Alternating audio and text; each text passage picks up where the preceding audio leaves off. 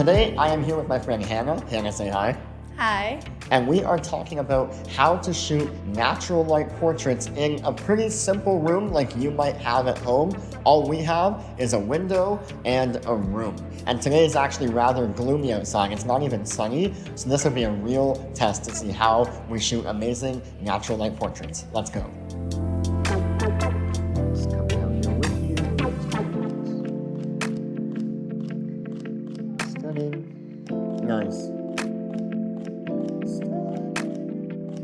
Okay, first, let's have a look at the actual studio we were in to take these pictures. This space was around 600 square feet with one long wall of just windows. That was our natural light source. Concrete floors, one central concrete pillar, a white wall behind that pillar, a corner purplish wall, which I did not like at all, and then a smaller beige wall touching the window with some sort of cabinet unit, a vase, and a book. There was also a couple of couches and chairs spread out throughout the space. But it was basically a box. In fact, I made another video about how to shoot stunning portraits in rather uninspiring places about this very studio, which you can watch right up here. So that one long wall was our main and only light source for this shoot. And while I show you some behind the scenes from this shoot with some final photos, all with natural light, we're going to talk about 6 tips that you can apply for any natural light photo shoot. Tip number 1 is to understand the golden hours. Now this one did not apply for this shoot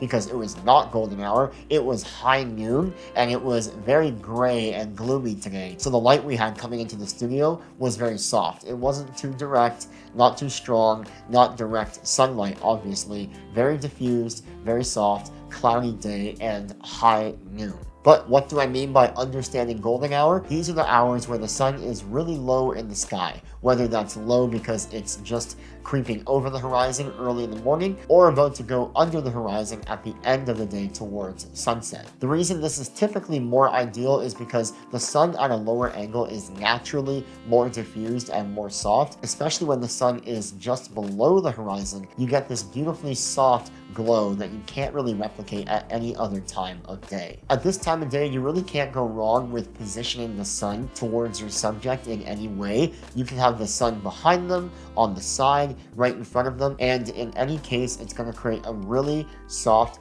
beautiful, glowy, kind of dreamy look.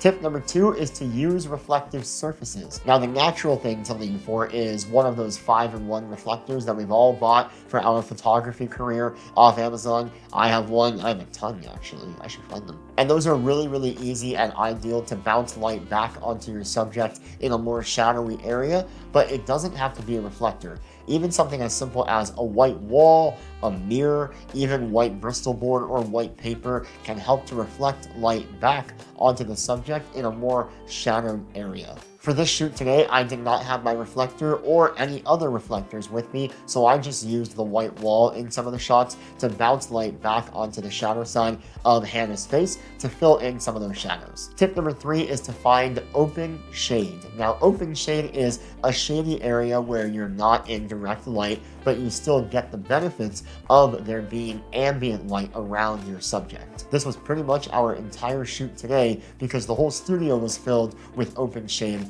thanks to the clouds. Clouds can act as a really nice natural diffuser, and that's exactly what we got to benefit from in this studio with Hannah here today. Open shade can add really nice fall off from the highlights down to the shadows, which is very easy and pleasing to look at and is not really overly dramatic for the eye. Clouds are not the only source of open shade. You can be under an awning, you can be behind a tree, anything that's in a shaded area but still gets the benefit of other ambient light would be considered open shade. Now, one pro tip is to not go too far into a shadowy area because then you might risk overexposing the background even when you're correctly exposing the subject, which just looks a bit less professional and not as well thought out. Hi, my name's Hannah Zervos. I'm a model from Toronto. Wait. Take 2. Hi, my name's Hannah Zervos, and I am a model from Toronto.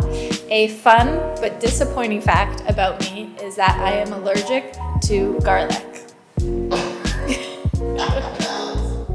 Tip number 4 is to watch for catch lights. Catch lights in specific for portraits are found in the eyes, where the eyes are being exposed to a light source. In this frame, for example, my eyes are being exposed to my one key light, which is right up here, and that adds a nice fill directly into the iris of my eyes. If this light was too much on my side or too much overhead, I might risk having too many shadows fill in the holes of my eye sockets, and therefore the eyes themselves are not lit. They're not catching any light. So what I like to do is to have my subject turn their head slightly or almost completely towards the light source, in this case the window, to ensure that they are catching some of that light into their eye. Tip number 5 is to work with backlighting. Now again, in conjunction with using a reflective surface, a backlight can be a really cool and dramatic look to your images that you may have not otherwise thought of if you were just in a natural light environment. Now what I like to do is, for example, take this frame right here. If the sun or the natural light source was behind me,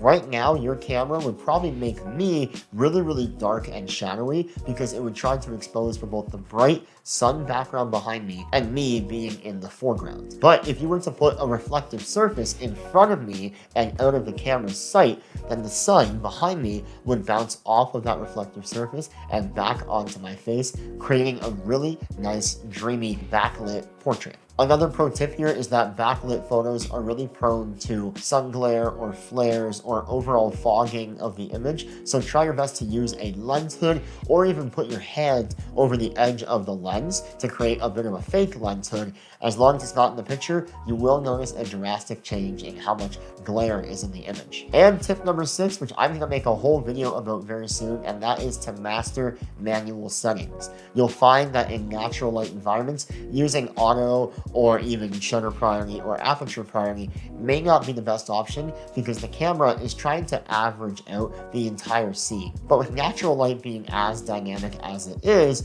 the average may not be the best solution for you. Being able to master all your manual settings from shutter speed, ISO, to aperture, and even to metering modes can really help you dial in exactly what you want the final image to look like. I'm going to make a whole video on how to go from auto to manual and everything in between, because there are use cases for every single one, and in this case, manual is definitely your best friend.